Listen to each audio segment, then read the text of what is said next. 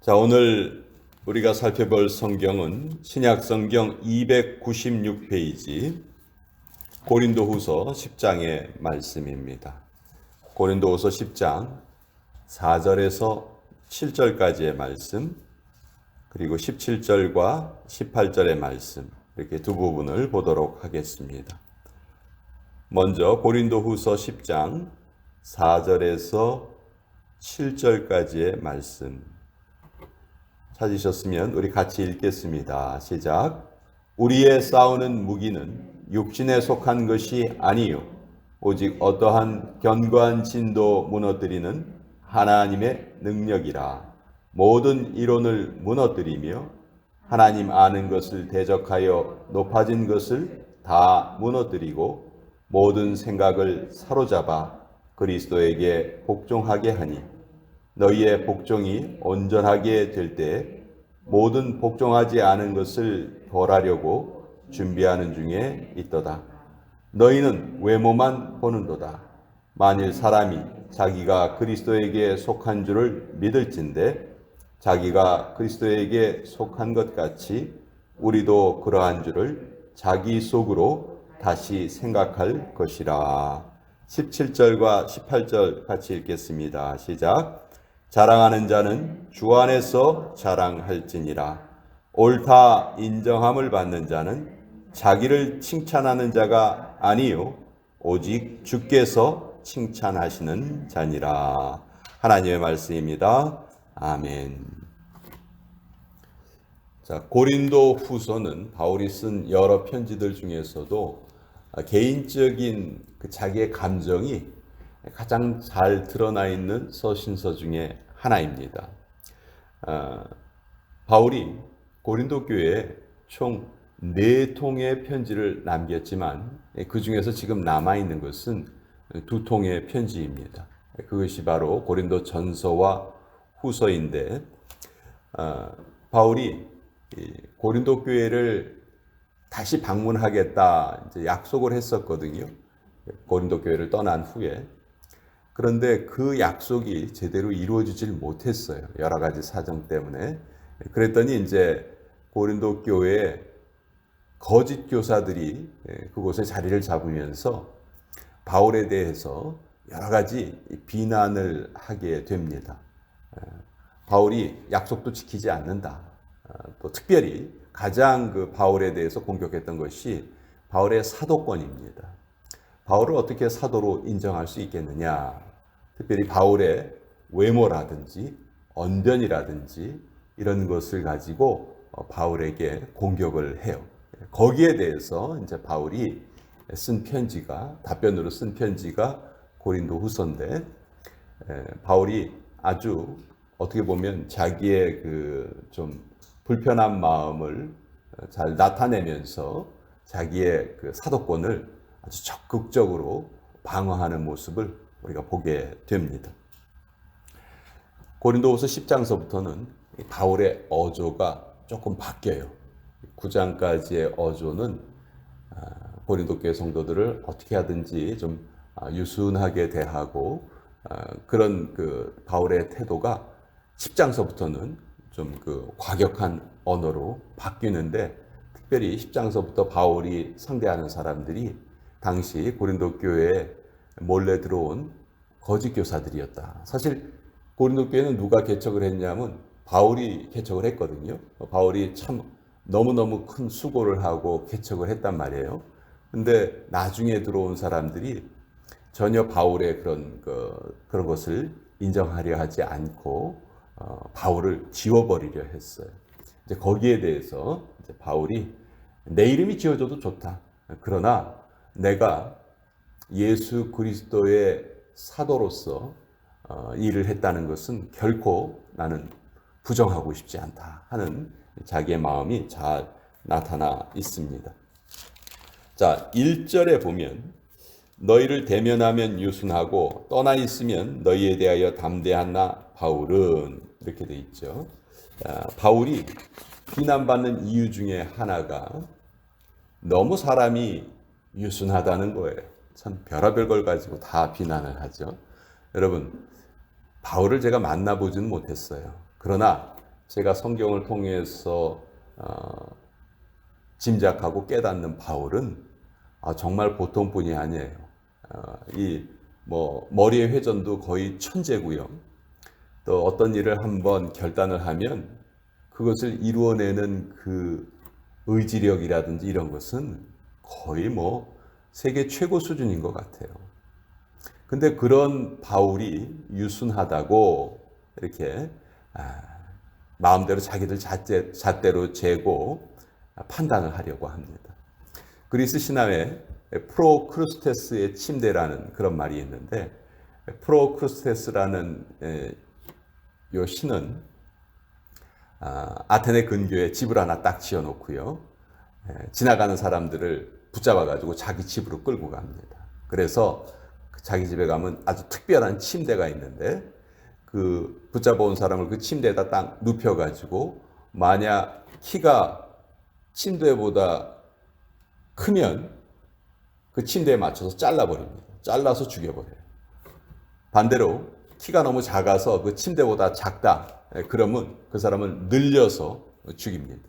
이게 이제 프로크루스테스라는 사람이었는데, 그 신이었는데, 그 어느 누구도 그 침대에 맞는 사람이 없었어요. 왜냐하면 자기가 그 침대의 길이를 마음대로 조정할 수 있었어요. 그래서 발로 이렇게 쫙 눌러가지고 침대 길이를 자기 마음대로 조정할 수 있었기 때문에 누구든지 다 죽을 수밖에 없었던 거죠. 다른 영웅이 나타나서 테세우스라는 영웅이 똑같은 방법으로 그 크루스테스를 죽입니다. 그런 이제 이야기가 있는데, 이건 뭘 얘기하냐면 남에게 해를 끼치면서까지도 자기 주장을 굽히지 않는 일종의 횡포죠. 너무너무 고집을 부리는 거예요. 그런 것이 타인에게 많은 아픔이 될 수가 있는데, 지금 고린도 교회에 들어온 거짓 교사들이 바울에 대해서 그렇게 이야기를 하는 겁니다. 바울이 외모상으로는 그렇게 좀 뛰어나지 못했던 것 같아요. 또 바울의 글을 읽어보면 정말 그 글은 너무너무 잘 쓰는데, 실제로 말을 할 때 보면 언변이 좀 다른 사람보다 더 뛰어나지는 못했던 것 같아요. 그러니까 이제 이런 것들을 핑계 삼아서 바울을 공격하는 거예요. 그랬더니 이제 바울이 이제 거기에 대해서 하는 말이 7절에 보면, 너희는 외모만 보는도다. 너희는 외모만 보는구나. 내가 외모가 말도 좀 제대로 잘 못하고 이 겉모습이 좀 다른 사람하고 좀 다르게 생겼고, 이런 걸 가지고 나에 대해서 비난을 하는구나. 그러나 하나님은 그런 분이 아니시다. 만약 너희가 자기가 그리스도에게 속한 줄을 믿을진데 우리도 그러한 줄을 다시 생각하라. 너희만 예수님을 믿는 것이 아니고 나도 예수님을 정확하게 믿고 있다. 그러니 우리 예수님 믿는 사람들끼리는 다 믿음의 한 형제요 자매 아니냐. 어떻게 나의 외모라든지 또 여러 가지 외적으로 나타나는 부족함 때문에 나의 사도권을 너희가 부정하느냐. 이렇게 말하면서 17절에 자랑하는 자는 주 안에서 자랑할지니라. 옳다 인정함을 받는 자는 자기를 칭찬하는 자가 아니요 오직 주께서 칭찬하시는 자니라. 자, 너희가 나를 그렇게 비난하지만 나는 목숨을 걸고 고린도에 교회를 개척하고 그 교회를 위해서 쉬지 않고 기도하고 있다. 그러니 너희가 자랑할 것이 무엇이냐? 나는 나의 자랑은 모두 예수님 안에 있다. 이렇게 말하고 있습니다. 주님 안에서 자랑하라. 이게 무슨 뜻일까요? 우리의 모든 자랑거리가 다 하나님께로서부터 비롯됐다는 거죠. 내가 가진 모든 것, 내가 누리는 것, 내가 얻은 것, 이거 다 내가 얻은 것이 아니고 주님께서 주신 것이죠. 근데 그것을 마치 내가 이룬 것처럼 자랑하는 것은 잘못이라는 거예요. 그러니까 모든 자랑의 원인과 결과가 하나님께 초점 맞춰져 있는 그 자랑이 주님 안에서 하는 자랑이에요. 여러분, 세상의 자랑은 얼마나 헛된지 몰라요. 한때 최고의 권좌에 있던 대통령이 감옥에 갇혀 있는 경우를 우리가 보고 있죠.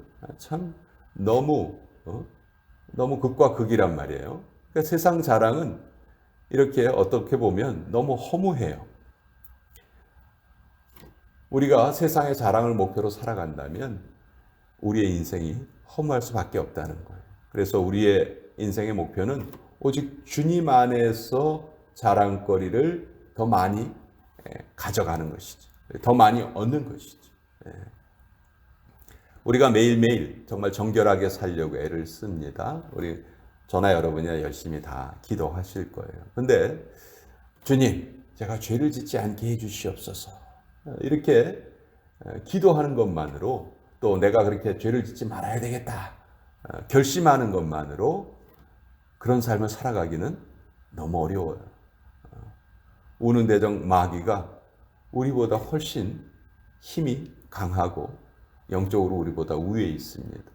그러니까 우리가 기도를 하면서 동시에 중요한 건 뭐냐면 우리의 생각이 늘 선을 행하는 데 맞춰져 있어야 돼요. 어떻게 하면 선을 행할까? 그거 생각하고요. 그걸 직접 하는 거예요. 그러는 순간에는 죄가 우리를 타치하지 못해요. 죄가 우리를 찾아오지 못해요. 그러니까 좀 더 적극적으로 우리 자신을 지키는 방법이 있죠. 죄를 짓지 않게 해주세요. 물론 그 결심을 하고 사는 것도 그런 결심을 하지 않고 사는 것보다는 훨씬 나을 겁니다. 그렇지만 그것으로는 부족하다는 것이죠. 그 부족함을 무엇으로 이겨낼 수 있느냐? 적극적으로 선을 행하는 생각과 행위로 이겨낼 수 있다는 것이죠. 그러니까 저나 여러분이나 오늘 열심히 생각해야 되는 건 뭐냐면요. 내가 선을 행할 수 있는 방법이 뭘까? 내가 선을 행할 수 있는 곳이 어디일까? 어떻게 하면 내가 하나님이 기뻐하시는 선을 오늘 하루 이룰 수 있을까? 그것을 열심히 생각하고 그것을 내 손과 발로 이루는 것이죠. 그럴 때 우리는 죄를 이겨내는 삶을 살 수가 있고, 저는 그것이 우리가 주님 안에서 하는 자랑거리가 될 수 있겠다, 그런 생각을 합니다. 우리가 아무리 우리 자신을 칭찬해봐야 그것은 바른 칭찬이 안 됩니다. 오직 누구에게 칭찬을 드려야 됩니까? 주님께 칭찬을 드려야죠. 옳다 인정함을 받는 자는 자기를 칭찬하는 자가 아니요 오직 주께서 칭찬하시는 자니라. 바울이 고린도 교회에 몰래 들어온 거짓 교사들과 이런 논쟁을 하면서 어떤 면에서는 우리에게 삶의 바른 태도를 다시 한번 가르쳐 주십니다. 외모를 보지 않고, 외모를 중요하게 살아가지 않고 하나님께 칭찬받기 위해서 살아가는 삶, 그것이 가장 복된 삶이고 가치 있는 삶이고, 그러기 위해서는 우리가 소극적으로 죄를 짓지 않고 살겠습니다, 이렇게 결단하는 것에 멈추는 것이 아니고 적극적으로 선한 일을 생각하고 또 그 선한 일을 실천할 때 우리는 하나님의 법을 이룰 수 있다. 그 말씀을 오늘 여러분과 함께 같이 나누어 보았습니다. 자,